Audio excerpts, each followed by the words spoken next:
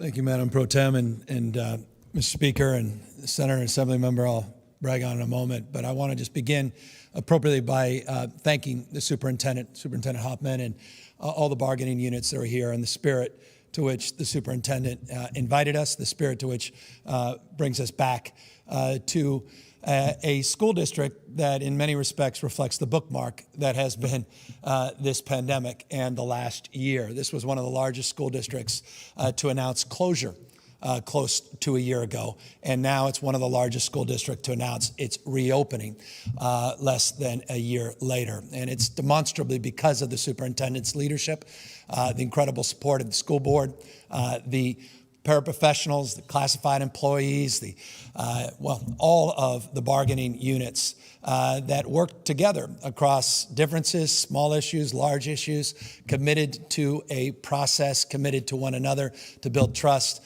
build capacity, and ultimately get to where we are today. This is one of 35 counties in the state that has already been providing vaccinations as a priority to their educators. That is also encouraging, and as a construct, they are already well on their way to providing most of the educators in this district at least that first dose. Today marks more broadly a commitment for the state of California across the spectrum in all 58 counties to provide at least 10%, a minimum of 75,000 doses we are setting aside for our educators, for our school employees broadly, all up and down the state of California.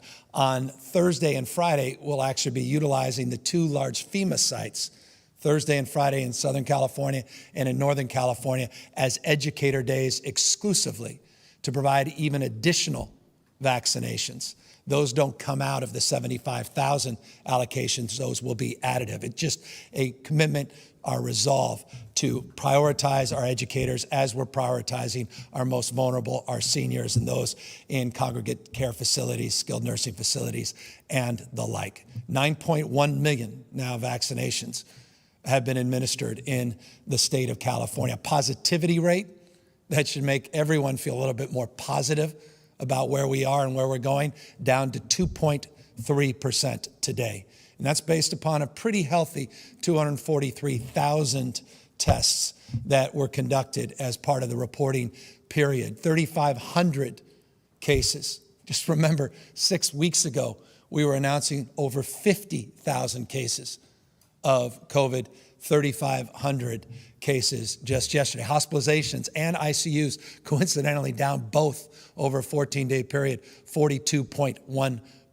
So things are moving in the right direction. Things seem to be stabilizing. We're seeing vaccinations increase. We're seeing the positivity and case rates decrease, though we are seeing a little bit of a plateau, and one needs to be mindful of that as we begin this transition to in-person instruction, as we begin the transition to safely reopening our economy with the appropriate modifications. But you can't reopen your economy unless you get your schools reopened for in-person instruction.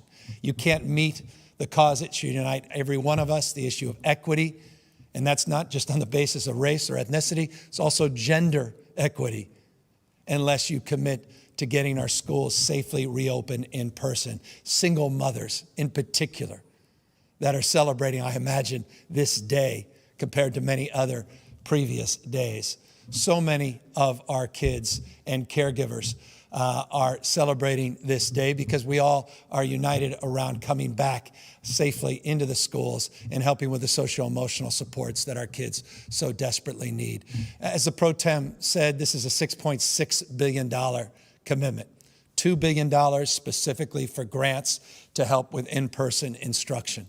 Those are grants that can provide more PPE, though we have set aside 3 months of free PPE, for ventilation, for spacing, for issues related to health and safety. $4.6 billion of the $6.6 to deal with reimagining the school year, giving districts flexibility, looking at school days, looking at intervention, deeper intervention to address kids' wellness, to address their needs as it relates to community learning hubs, address learning loss as the districts see fit, including potentially extending the school year and moving the school year into the summer. 4.6 billion of that 6.6 provides for that flexibility. We incentivize opening up our schools by providing real resources to do it. We expect that all of our TK to 2 classrooms open within the next month. We want to see more happen beyond that for unified, going into red tiers. It's TK to 6, and it's a commitment to 1 grade in middle and high school. And our core belief is this: once you dip your toe in, once you build a cohort confidently, once you build trust, then we will start to see a cadence of reopening across the spectrum. But again, on the basis of building confidence and trust, not only for the caregivers, not only for our educators, but for parents as well that may be hesitant to bring their kids back in school as well. So we start with cohorts of those of greatest need, of greatest risk. And by the way, it's not just TK to 2, it includes our homeless, it includes our foster kids.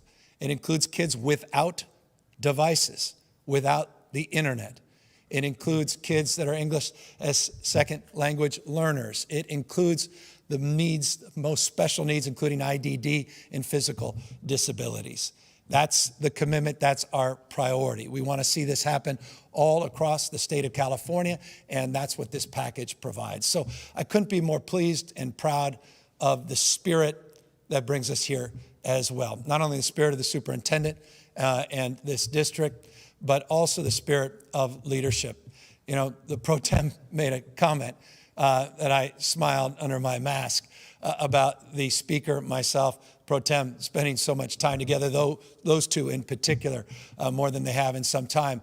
And it's right to just reflect on the last 5 weeks, what they have accomplished as it relates to moratorium on rental evictions, as it relates to providing $2 billion of additional grants to our small businesses, to provide billions of dollars to 5.7 million Californians in direct relief checks, $600 checks, to support childcare broadly, $400 million as part of that $7.6 billion deal to help support these efforts, including reopening schools. And of course, today, this framework on getting our schools safely reopened. So I'm proud of their leadership. I'm proud of their incredible collaborative spirit. The speaker and the pro tem and I have been spending a great deal of time together, not only on these 3 critical issues, but a series of other issues on sick leave and issues of conformity on PPE, PPP. If I haven't lost you, you're not paying attention, on many other issues.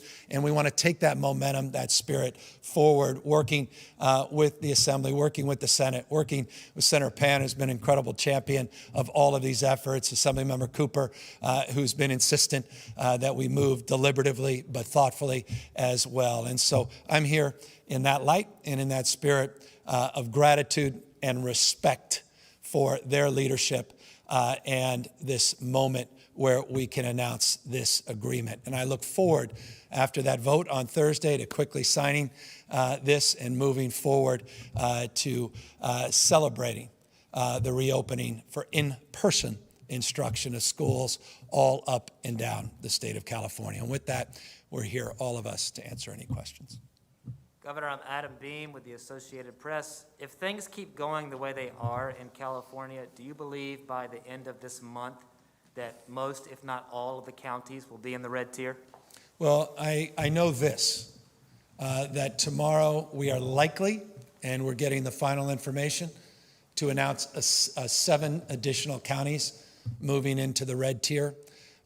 This is on top of the 11 that are no longer in the purple tier. So it would represent roughly 17, 18 counties, plus or minus, we'll see what happens tomorrow, that will be out of the purple tier.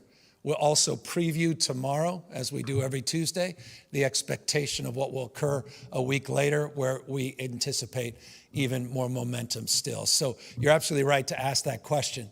But the good news as it relates to this school deal, we're not waiting to get out of this purple tier in order to get our kids safely back into in-person instruction. And that's what's so meaningful to me, that we're not slowing down, we're now accelerating the pace of reopening. But I'm very encouraged by the stabilization of the case rates, the positivity rate, and indeed, correctly, you're right, we do anticipate a majority of Californians in the next few weeks to be residing in counties that have moved out of the most restrictive purple tier. And I understand the plan itself, while it does define what in-person instruction is, it doesn't set, a time limit that says you have to meet in person this many hours per day. Why was that not included? Are you concerned that districts might, just have students meet, just for an hour a day or so and count that? I'm not. I'm not for one reason. Our teachers and our cafeteria workers, our food workers, our bus drivers, our custodians, they want the sights and sounds. They want kids back safely in school. I just think, once we break through, it's the old adage, once a mind is stretched, it never goes back to its original form. Once people feel confident we can safely do this, once we prove this out, TK to 2, these smaller cohorts, I have all the confidence that it's almost like a flywheel, that you're going to start seeing much more rapid pace of reopening. I don't think people, no one I talk to, at least, and I talk to plenty of people across the spectrum on this issue. People are supportive, people are cautious, people that are just uninterested in moving. They all share one thing in common, and that's a commitment to do the right thing. But their concern, their fear, their apprehension has gotten in that way, and that's what we hope we're clearing. And so I'm confident people won't be gaming the system like that. Governor Emily Maha with KCRA. We've been collecting some data from districts in our area, and we have found that some teachers are opting not to be vaccinated. Do you believe that educators should be having in-person interactions with students, especially in districts where social distancing may be a challenge?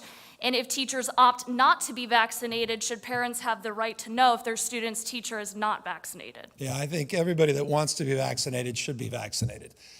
We do not think vaccinations are a prerequisite to safely reopening our schools. That's not my opinion. That's the opinion of the CDC, Dr. Fauci, the opinion of educators and experts around the globe, including the opinion of President Joe Biden. And it is the opinion collectively of the legislature, at least on the basis of the agreement we're making today, that we can move forward safely in reopening before that 2-dose has been administered. That said, we're mindful of the imperative importance of building on the success of 35 counties that are already administering vaccinations. And today, again, I'll remind you, today, March 1st, starts the day we're setting aside a minimum of 75,000 doses to those teachers and educators. It's not just teachers, educators, school staff that choose to get the vaccination.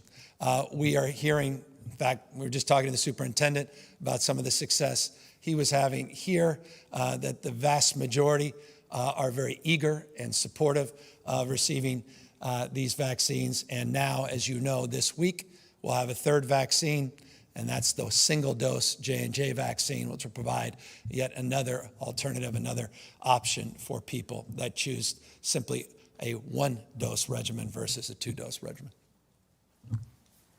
Hi, Governor. Rachel Bluth from Kaiser Health News here. I have a question for you and for some of the legislative leaders here. This compromise is obviously a big compromise between your office and the legislature. A lot of members have been feeling a little sidelined this year about the legislature's role in dealing with this pandemic. To my knowledge, this is the first time that the Senate Assembly have had any input on vaccine distribution. Could this signal kind of a change going forward to have more input from the legislature, and what could that look like when it comes to vaccines? I'm for more voices and more choice in terms of access and tiering as it relates to prioritization of vaccinations, and I'm very grateful that the two leaders are here and have been counseling us, advising us, and coordinating with us on many of those efforts, and certainly codifying some of the prioritizations for teachers in this legislation, which you're right is very significant. Thank you for the question. I would just say, as someone who represents 40 senators or 39 others, and my partner here, 120 total, I can speak for him, but we've had many caucus meetings. We have had working groups who have worked in partnership with the governor's staff and office on all of these issues, on vaccines, on distribution. I mean, we've had more working groups coming out of the Senate specifically. We have a pandemic working group that was chaired by Lena Gonzalez from Long Beach, now by Josh Newman from Orange County. We've had more caucus meetings because I want my colleagues to be as informed as possible. Their communities are the ones with questions, and I will just see. So I believe we've had more conversations that I historically remember in the 10-plus years I've been in the legislature. Yeah, I don't have a lot to add other than to echo the pro tem's comments. Assemblymember Jackie Irwin has led a legislative working group on vaccines and vaccine distribution. Our health chair, Jim Wood, has been incredibly involved in not only in oversight, but also in conversations in and around the issue of vaccines. Dr. Joaquin Arambula, who chairs our budget sub 1, has similarly been involved. Folks like Jim Cooper from the legislature, from the assembly, have been involved as well. So we've been fully involved and appreciate the governor and the Senate's cooperation on these matters. Thank you. And just to sort of add on to our legislative leaders, I chaired the Senate Health Committee, and I know that I personally have been participating in practically weekly meetings with the governor's staff. I actually was able to join the governor in Cal Expo to talk about vaccines, and while certainly and away from the press event, we've had a chance to have those conversations as well. So I would actually say that the governor's office and Governor Newsom has actually worked closely with the legislature. Do we always agree? Not always, but certainly the door has always been open, and we've always proactively had many conversations about things like vaccine distribution and other types of issues as well. Certainly as chair of the Health Committee. Thank you. Also, when you think of Dr. Pan, one of the first things you think about is vaccinations. So not just the chair, profoundly important voice on this subject. So thank you, Doctor, for all your work. Governor, question, John Myers from the Los Angeles Times. One of the things that seems key to getting more kids on school and operating this from the state is understanding how many cases there have been at schools that are open. Your administration still has a document online from January 14th instructing for that data. We still don't see the data. So what can you tell us about it? What do you know? Because it seems that that's a big question that people want to know how safe these schools have been that are already open. Yeah, so we have been providing that data on an updated basis, but we have now specifically set aside money in this agreement to hold us to account and to enforce the efforts with more transparency. We've incorporated a strike team with DPH that's working very collaboratively with districts currently. We've codified that in language, providing tens of millions of dollars for enforcement and oversight and data collection. We put a Safely Reopening Schools Hub website up as well a few weeks back as a preview of some of the more dynamic efforts that we'll be putting into place to have more timely reporting of information. There is specific language in this agreement as it relates to reporting, 24-hour reporting requirements for any cases. It has correction strategies as it relates to multiple outbreaks and what we can and cannot do. So we are laying that groundwork very, very prescriptively in this legislation. Governor, just to follow up, Governor, I'm on the website right now under transparency, case reporting by schools. It's not there. So you said it's been released. Where is it? Well, my point of the legislation is to provide much more detailed and timely information. As it relates to November, December, and January, those numbers are put up. We've been working with the legislature in the last 30 days to put together a completely different framework and strategy with different execution requirements, different criteria, and much more robust transparency, including resources to provide that information in a timely manner. So let me thank you for the follow-up, so I can lay that distinction as it relates to what's in this legislation versus what we had in the past. Governor Katie Orr with KQED News. I wonder, given that schools with this money will be able to extend their school year possibly, if you're expecting many districts to actually do that, because of course teachers have been teaching this whole time, just not in school, and if you're getting any pushback from unions who say, you know, our teachers need a break. Well, the bottom line is we're providing flexibility. That $4.6 billion in learning loss flexibility, it provides for more peer-to-peer counseling, more investment in mental health, more counselors, provides more interventions across the spectrum that could extend the school day, as well as opportunity to extend the school year. That's going to be determined. We also have provided not only that $4.6 billion in learning loss, but as you know, the federal government has provided us $8.5 billion in CARES Act 1 and CARES Act 2 dollars that also are supplementary and supportive in addition to the Prop 98 resources. And that, by the way, does not include the resources that we anticipate coming from what becomes of the $1.9 trillion new stimulus. So we have resources that will allow us more flexibility, more opportunity in the next weeks and months to answer that question in a much more robust way, depending on conditions. But I appreciate the point you made, and I'll just briefly comment on that our teachers have been teaching, that we have been committed to our kids, and I just want to recognize that. And it's not just our teachers. We were just talking to a representative from AFSCME and all the classified employees they're here at the school site, have been. Some of our psychologists have been. Some even doing knocks on doors and meeting kids in their homes. So one does need to acknowledge the hard work that has been done under these very challenging circumstances with distance learning and some in-person learning that has been occurring across the state for many, many months. So the issue of exhaustion, obviously that issue, like so many issues, is a meet confer issue. It's an issue for the memorandums of understanding. It's an issue to work across the bargaining table to figure out, but we have now more resources to help figure that out than we've had in the past. One more quick question. If and when the vaccine is approved for children, do you anticipate it being added to the list of mandatory vaccine kids need to attend school in California? Yeah, I'm going to wait. Look, on the J&J, we have a Western States Scientific Advisory Committee that's meeting today on the safety and efficacy of the J&J vaccine. We anticipate a little over 300,000 vaccines to arrive later this week at the FEMA sites. We had an ability to order 380,300. We're anticipating a little over 300,000 arrive at the rest of the week. The reason I mention that is to make this point. We need to look at the safety and efficacy of vaccines as more information is forthcoming from the FDA, guidelines come out from the CDC. Our Western States Advisory Group will take a look at the safety and efficacy for those younger cohorts. We'll be guided by their facts, their determination, science, before we make any determinations of mandatory, voluntary, and when indeed those will be made available for people of younger age and younger cohorts. Hi, Governor. Renee Santos with CBS 13. The question I have is, what conversations are happening right now when dealing with teachers, educators who refuse to go back to work simply because there are health risks that they're worried about, concerned about?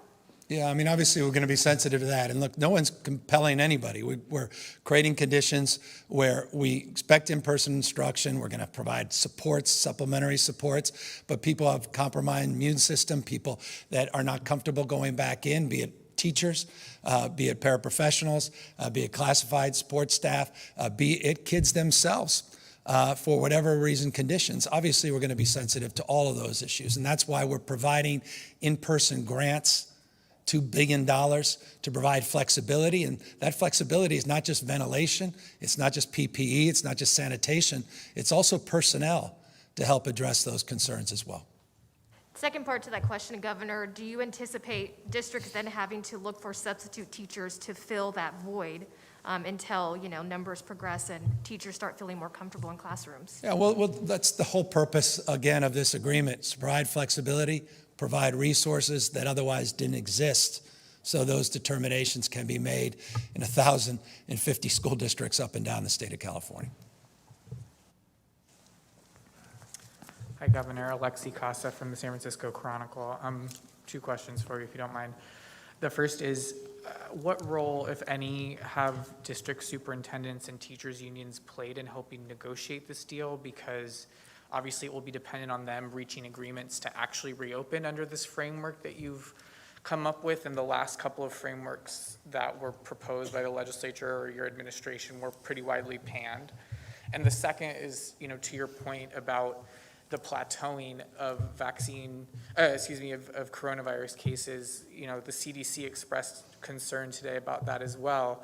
So are you looking at delaying any kinds of reopenings or anything like that, given that plateauing, in order not to put things like school reopenings at risk? Well, on the second question, we'll be making more announcements on that in the coming days. As it relates to the first point, I'm very proud of the work we did together, and broadly, it's been embraced. The framework of this agreement has been embraced and has been within the architecture that was originally advanced, and so legislature as well as what we put out. So as it relates to the details, we worked through those details and worked through them in the spirit of collaboration and cooperation with all of these groups, an alphabet soup of groups. Trust me, there are groups and their groups. We had meeting, conferring back and forth, superintendent, county, local, principals, teachers, people represented, not represented, private, charter, the whole spectrum was part of the agreement, and that's just on our side. I can't imagine what the legislature also incorporated in terms of their own, and then each member had their own districts with their own district issues that I'm sure came directly to their doorstep, trying to incorporate those issues. So we tried our best. Look, there's no other school system like this in the country. It's the largest school system in the United States. Second largest school district itself is just LA alone, which is larger than many states, just that district. So it's a challenging environment, and people navigated, I thought, quite well. And over the course of the last number of weeks, I think we saw the opportunity to be where we are today. So you're saying that you do have that buy-in from those large districts and large teachers unions, that I'm you sure expect they'll actually move forward? Yeah, I'm sure you'll find some people that will have strong opinions. Look, the bottom line is we created a framework that we believe is consensus.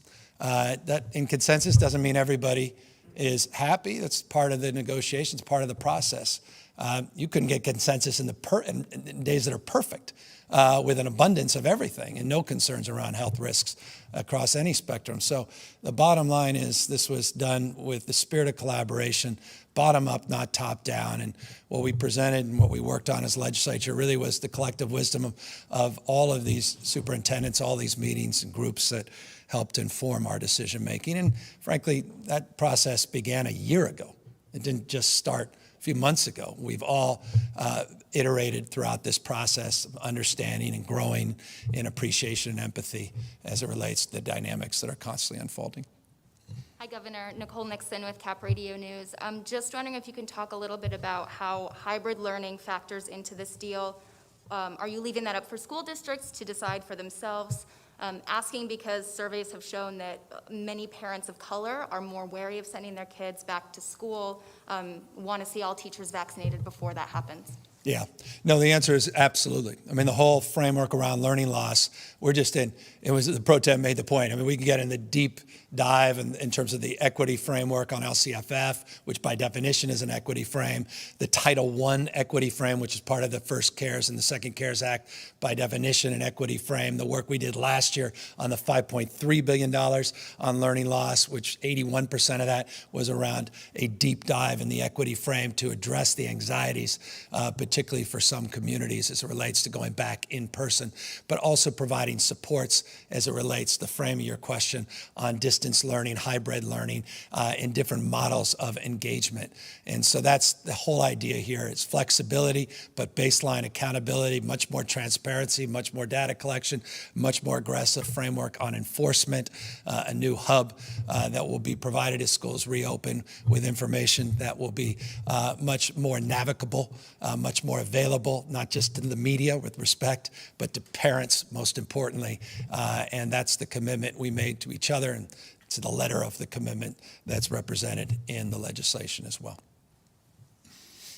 Hi, Governor. Mackenzie Mays with Politico. On the point of teacher union support, would you ever get to the point where you would mandate that schools reopen? Say we get to the next academic year. Is that something you would consider like states Florida and Texas have? Yeah, we want schools to safely reopen, period, full stop. I've been saying this for months. Said this when we announced the original framework in December. Been saying it even prior to that. So we want schools to safely reopen. We believe they can safely reopen. We believe the data and the science bear that out. We believe what the CDC has been saying. We believe what Dr. Fauci has been saying and President Biden has been saying. We believe that we can do this. And now with additional supports, we have more confidence that we can do it with more granularity, even more safety protocols than we otherwise could have afforded on the basis of not having these additional resources and flexibilities. So we have all the expectation that schools will be safely reopened across the spectrum come this fall, and we certainly look forward to tremendous momentum over the course, not just the next month or two, but notably in the next few weeks. This district's a perfect example of this. They're not waiting till the end of the month. They're starting to move forward much sooner than that. Hi, Governor. Sophia Bolag with the Sacramento Bee. You alluded earlier to the PPP loan conformity that you and the legislature are working on. Maybe I shouldn't have done that. I'm wondering, in addition to that, are there other aspects of early action that you're planning? And also, I'm wondering if you can address why state worker cuts that were implemented last year have not been part of your early action plans with the budget. We're working, and all I can say, and I can truly back off now and have the two leaders speak, but we're working on the PPP issues. We're working on sick leave. We're working on a number of other issues, and we're working through. That's part of our broader budget conversation, and I can assure you, working with our bargaining units, we're having those conversations very robustly. And can you just address why, those state worker cuts, restoring those weren't part of your early action proposal? A lot of complexities, and I don't want to socialize them right now, particularly because we're working with those bargaining units to address those issues. Is there a possibility that those will be restored earlier than just the budget in June? We continue to work with the bargaining units. We're going to work with them in a collaborative spirit, great respect and admiration for the bargaining units that really stepped up last year to address a $54.3 billion shortfall. It's not commonly known, and I love the third follow-up because it gives me an opportunity to say this. It's not commonly known that state employees took a 9+% wage cut last year to help support our most vulnerable Californians, to help us close that deficit. I don't know many states can lay claim to that across the spectrum, and that was very meaningful. My staff took those cuts as well, I did, and so we're very cognizant of our fiscal health changing radically as now we're enjoying record reserves, and we are enjoying a significant surplus, operating surplus this year, mostly one time, that we are certainly committed to working with those same bargaining units that stepped up for us last year to address their concerns moving into the future.